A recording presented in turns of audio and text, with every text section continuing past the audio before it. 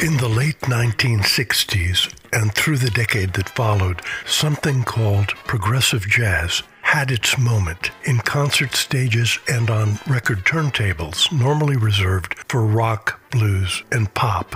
Young jazz musicians, many well-versed in rock and roll, classical, funk, and R&B, flocked to this new area of not easy to define musical exploration.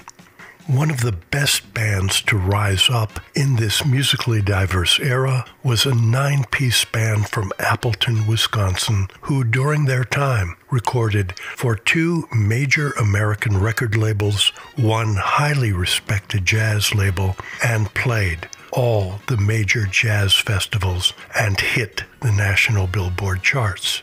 They were called Matrix. Welcome to Wisconsinology on Music, a collaboration with 91.1 The Avenue and Wisconsinology.com. Matrix was a 9-piece band founded in 1974 by John Harmon, director of the Lawrence University Jazz Ensemble. Many in the band were former members of that ensemble. The ties between the band and that school would remain deep long after the band folded. In 1975, their second album was recorded in Lake Geneva, Wisconsin at a then state-of-the-art recording studio and released on the RCA label. That same year, they performed a knockout and much heralded set at the prestigious Monterey Jazz Festival. National jazz critic Leonard Feather named them the best American jazz band of 1976. Festival after festival found them blowing veterans and trendy newcomers alike off the stage. A veteran stage manager offered this opinion of the group: "You can't really follow Matrix. They're so damned good. And you can't really classify their music either. On a good night, they hit all the buttons." 1979 found them still touring hard and with high hopes. They signed the previous year with Warner Brothers Records and released their best-known LP, The Tale of the Whale.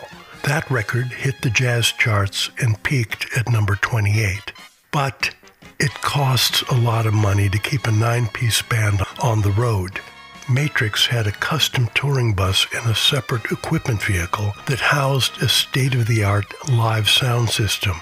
They toured to promote their records. They also toured to educate.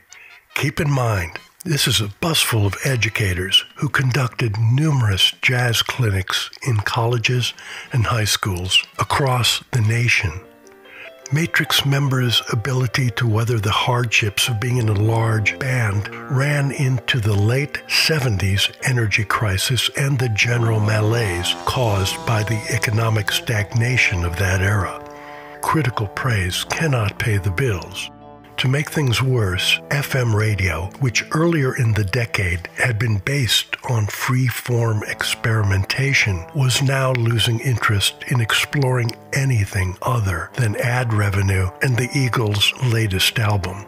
The band members were now mostly married, in need of stable jobs and a break from constant touring.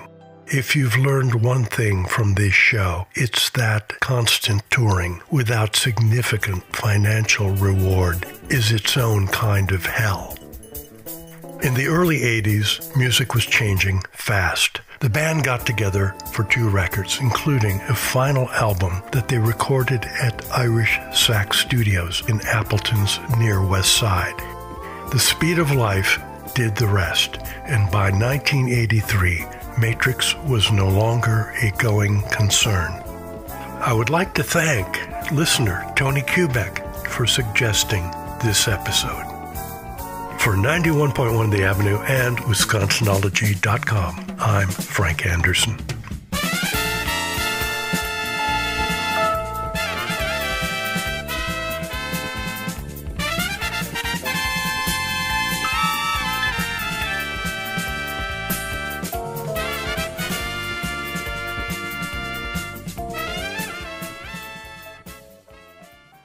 Wisconsinology on 91.1 The Avenue is presented by Island Music in Neenah and New London. Learn more at myislandmusic.com. Island Music, a supporting partner of The Avenue.